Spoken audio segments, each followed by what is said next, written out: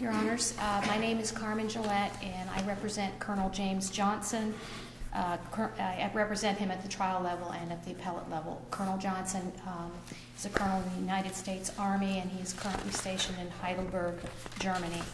I'm here today. I'm asking that Your Honors reverse the order of Judge DeFuria dismissing the entire petition for dissolution case, the amended order dismissing the case, entered by Judge DeFuria on February 28, 2011. I raised two issues on appeal. The first issue, the primary issue, was that I believe Judge DeFuria denied Colonel Johnson his due process in that he dismissed the entire petition for dissolution of marriage at the 61-519 hearing with no notice that would be heard, and certainly no opportunity to present evidence on any matters. My understanding from at least a brief review of the record, such as it is that Judge DeFuria took no evidence during this, did allow a proffer, and that your client was unable to appear telephonically. My understanding on those points accurate? That is accurate, Your Honor, and he did attempt to call in as he was instructed to do. And I understand that the reason why he just wasn't patched into the hearing, is that right? I had coordinated it was supposed to be a 15-minute conference. I had called and asked for a number and he would be able to call in from Germany. I was given a number, and all I know is he attempted to call it, and the JA said, no, I cannot patch you through to the chambers. Okay. And actually, I had called the conference. It was estimated to be 15 minutes or less. I had expected, as in my experience at that particular hearing, that the judges would get on the phone, talk about the issues. I would make some of the arguments, allow Colonel Johnson to speak. But actually, what happened was when we walked in, I think you'll look at page 3 of the transcript, and he reiterates it multiple times during the transcript. Page 11 comes to my mind. He wasn't going to hear any evidence. He wasn't going to hear from the lawyers because he had done this once in 20 years. And when he did it before, lawyers weren't allowed to participate, neither were the clients. And he said, what do you think, Judge Ecker? Judge Ecker said, we have the same statute. The judges make the decision. So at the very least, on the issue of the due process, as you know in the record, there existed oppositional affidavits regarding the personal jurisdiction issue over Colonel Johnson's right to proceed in Florida, not just to dissolve the race of the marriage, but also to have personal jurisdiction over Mrs. Johnson. There were oppositional affidavits, and I argued in my brief that pursuant to Venetian Salami, at the very least, Colonel Johnson was entitled to an evidentiary hearing on the personal jurisdiction which will control the fiscal matters in this case. He was denied that. And Judge Morris, you brought it up. It was particularly troubling that he was suggested that he could call in, and he was not permitted to do so. And I'm really not sure what Judge DeFuria believed the purpose of the 61-519 conference was, but he just simply refused to listen to me. He would not allow the colonel to call in, and he didn't want to hear anything about whether the case had been perfected first in Florida. He failed to really, if you want to look at what his order says, is that he based his ruling on 61-519. But 61-519 is a custody statute. It deals with custody, matters of access and contact. And even if he were doing something properly under 61-519 and, let's say, dismissing a custody portion, he went further than that. He dismissed everything. But even if he had just been dealing with custody, he was mandated by 61-519, under which he says he made his order. He was mandated to make a finding that New York was acting in substantial conformity with the UCCJEA. There were no UCCJEAs from New York. He looked at no documents from New York. And frankly, he was mandated by the statute to make a finding, take evidence, and determine whether New York was acting in substantial conformity with the UCCJEA. I also wanted to bring to the court's attention, I know you possibly know we ramped up for this last fall, I got prepared for oral argument, and the day before, you graciously granted a stay. About 2 months. I know because I was on the original scheduled panel as well. I don't remember if Judge Morris, Judge Keller, but I do know. Okay, I knew you were there. So a case came out several months after I had prepared my brief, and I noticed the court with it yesterday, and that is the case of K.I. versus the Department of Children and Families. It refers to a case I cited in my reply brief, which is the Poliandro versus Springer case. They're 4th District cases, but I think they're binding here because they don't have anything out of the 2nd that addresses it specifically. But what they say is the judge can't just pick up the phone and call the foreign state or call the sister state and have a conversation and say, what do you think, guys? Do we have jurisdiction or not? That's what they can't do, but that's what they did.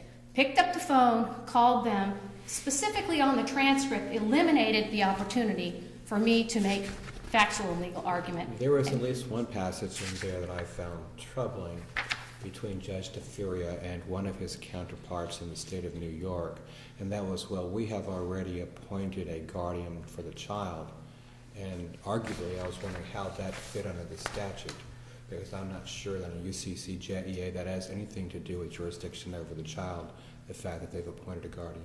It has absolutely nothing to do with the UCCJEA. That is correct.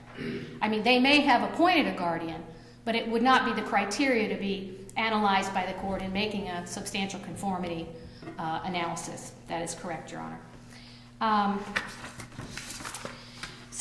Obviously you've read the transcript. There's multiple instances of things that I mentioned in my brief. Many comments by Judge DeFuria about not allowing me or my client to participate. I believe, as I stated, at the minimum, he needed to allow us to present evidence, at least on the personal jurisdiction issues pursuant to Venetian Salami.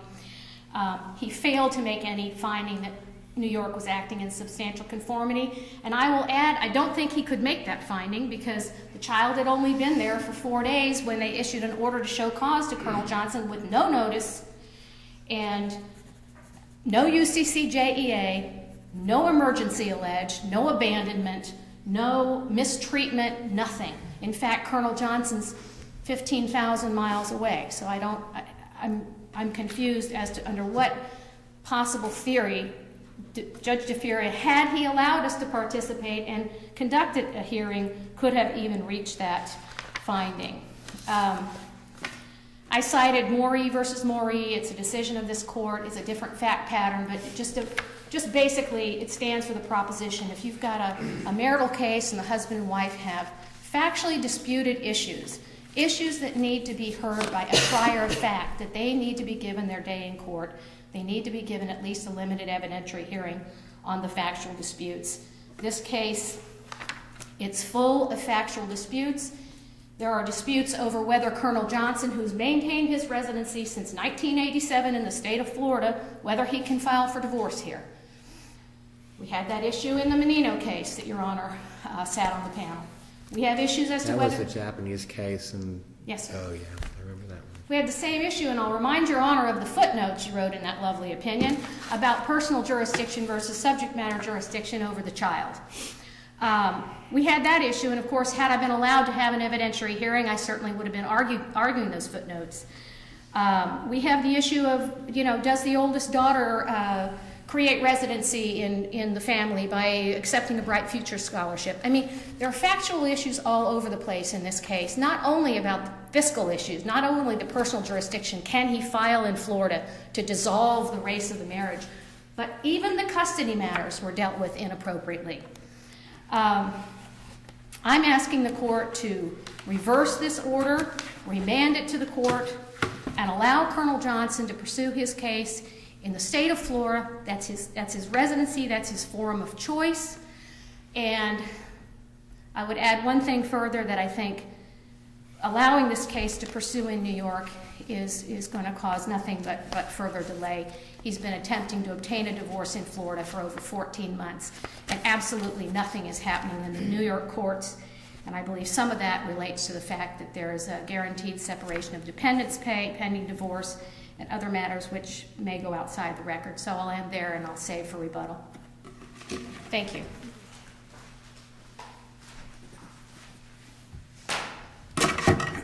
Good morning. May it please the court. My name is Jeffrey Morris. I am from attorney from Sarasota, Florida. And I guess for the record, Yeah, I was going to make we the are same- not related, nor have we even met, to my knowledge. I was going to make the same point, Judge Morris.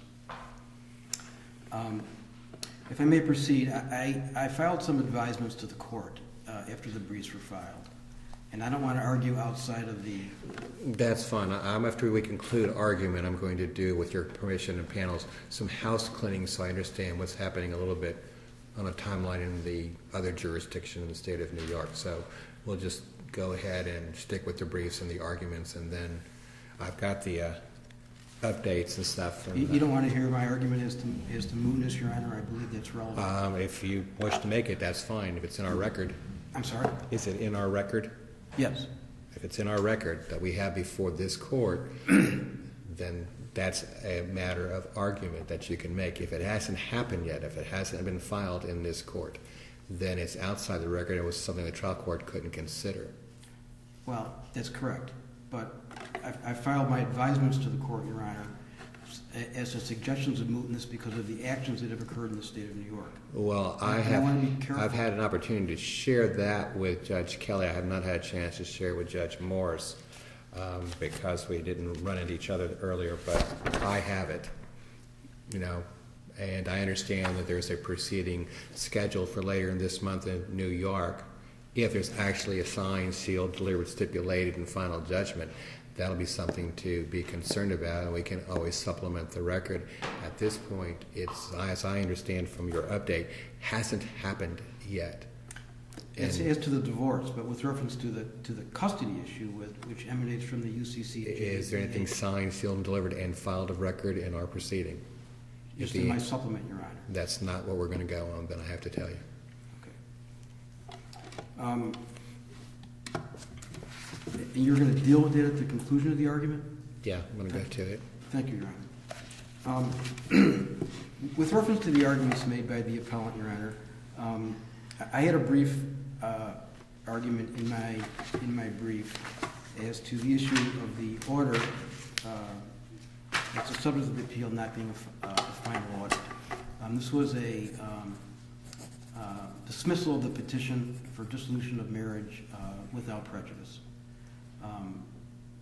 Basically allowing the matters to proceed in New York. If those matters were defeated in New York, or if there was a substantial, legitimate objection to jurisdiction in New York or to service, then the appellant would be able to. That poses a very interesting question. If the UCCJEA